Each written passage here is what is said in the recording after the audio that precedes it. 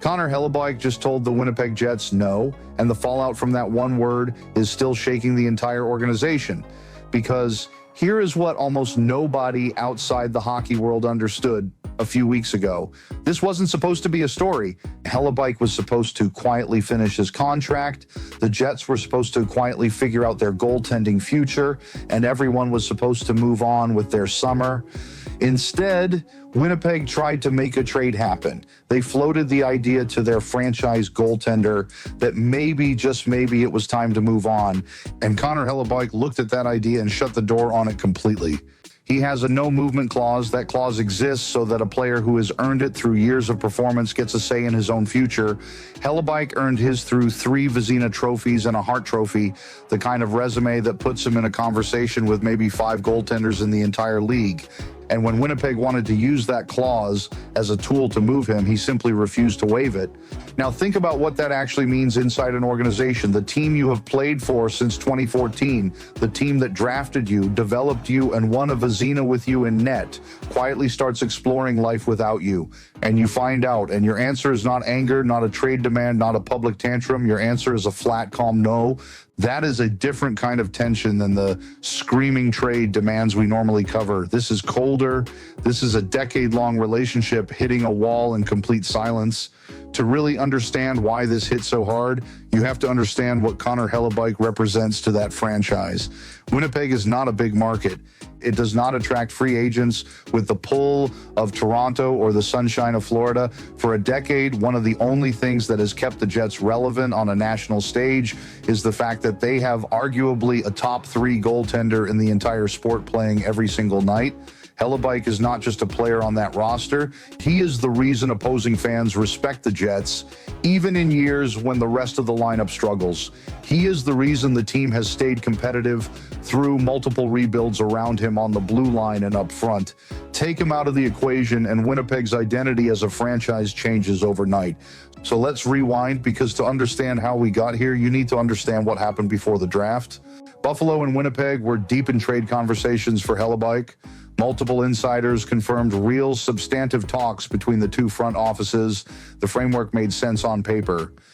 The Sabres have been searching for a true number 1 goaltender for years, cycling through options that never quite solved the position.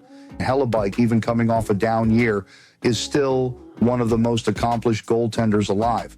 For Buffalo, landing him would have been the single biggest move of their offseason, a message that they were done rebuilding and ready to win now.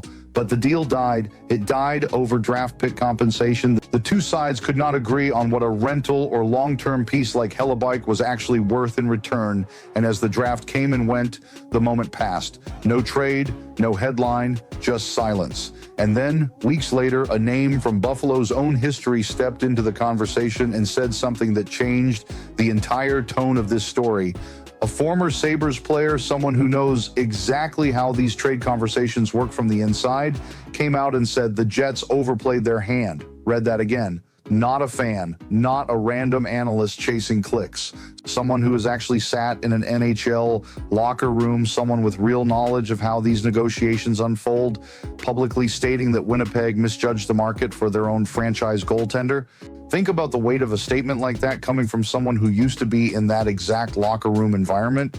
Former players rarely go out of their way to criticize a specific front office by name unless they genuinely believe it, because doing so can burn bridges within a league that is smaller and more connected than people realize. Executives talk to each other, agents talk to each other. A comment like that does not just disappear into the news cycle, it gets noticed by other general managers evaluating how Winnipeg operates in trade discussions going forward.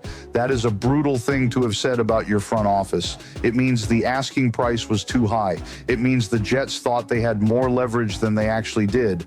And it means that while Winnipeg was busy negotiating from a position of strength, in their eyes, Buffalo simply walked away and didn't look back. Now put yourself in the Jets front office for a second. You have a franchise goaltender who is 32 years old. You know his best statistical seasons might be behind him. You know the shelf life on elite goaltending performance is not infinite. So the front office logic makes sense from a pure asset management standpoint. If you believe you can get a strong return now, while his name still carries Vezina and Hart Trophy weight, you explore it. That is not disloyalty. That is just how modern team building works. But here is where it gets complicated. Hellebuyck just came off the worst season of his career by his own standard. Not a bad season by league standards. He is still an above-average NHL goaltender, but a season that fell well short of the numbers that won him those trophies.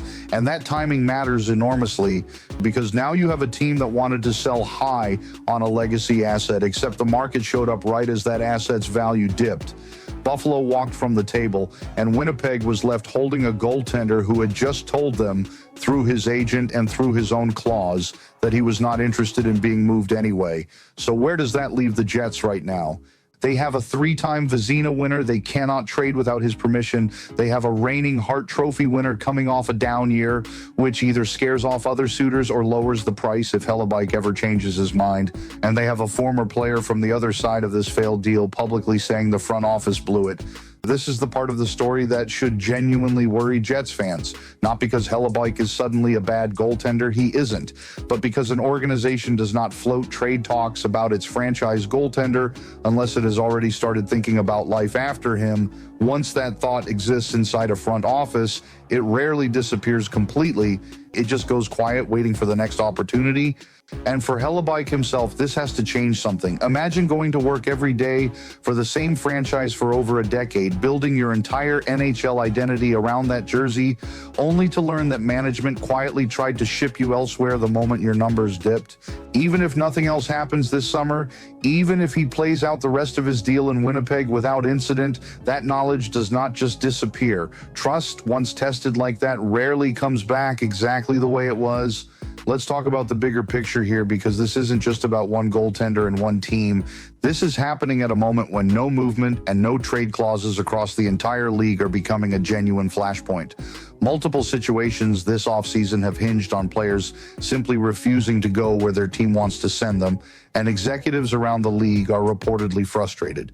There is chatter that these clauses could even become a real issue in future collective bargaining conversations, because from a team-building perspective, a no-movement clause can completely freeze your roster planning. Think about what that means from the Jets side. You build your whole offseason strategy around potentially moving your goaltender. You have internal meetings, you scout the trade partners, you gauge asking prices, you build contingency plans for who plays net next season if the deal happens, and then one signature, or in this case, one refusal to sign a waiver, and the entire plan collapses. Everything you built goes back to zero. If you're new here, we cover the real stories behind the headlines in the NHL, the trade sagas, the front office decisions, and the moments that get buried under the daily news cycle. Hit subscribe, because this Hellebuyck situation is far from over, and we will be covering every twist as it develops. That is what makes this Hellebuyck situation so much bigger than a simple trade rumor that didn't happen. It is becoming a case study for how much power modern star players actually hold over the teams that drafted and developed them. 20 years ago, a team decided where you played. Today, a player with the right resume and the right clause in his contract gets to decide that for himself, no matter how badly the front office wants something different. And that brings us back to the comment that started this whole new chapter of the story. The Jets overplayed their hand. Whoever made that comment was not simply taking a shot at Winnipeg. They were describing a very specific kind of front office mistake, the mistake of believing you have more control over a situation than you actually do. Winnipeg believed they could quietly explore a trade, get a strong return from a rebuilding Buffalo team hungry for a star goaltender, and reset their crease for the next era, all without much public fallout. Instead, they ended up with none of that. No trade, no return.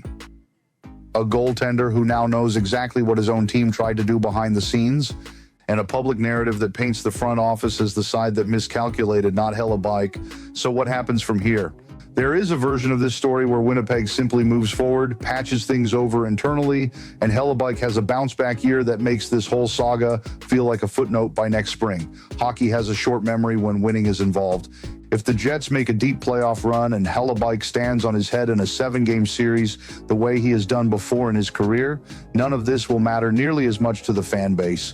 Winning fixes almost everything in professional sports, and a franchise goaltender playing his best hockey in April and May has a way of making front office tension from the previous July disappear from the conversation entirely. But there is also a version where this lingers, where every below-average outing this season gets framed by commentators and fans through the lens of this failed trade attempt, where every rumor that pops up at the next trade deadline gets treated as confirmation that Winnipeg is still shopping him behind the scenes.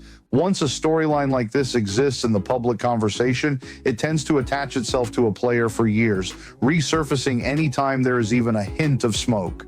The realistic outcome, at least for now, is that Connor Hellebuyck stays in Winnipeg. His no-movement clause gives him almost total control over that outcome, and nothing about his public comments or his agent's public comments suggests he is suddenly open to leaving. If anything, refusing to waive that clause is as clear a statement as a player can make without saying a single word to the media. He is staying on his terms, whether ownership loves that outcome or not.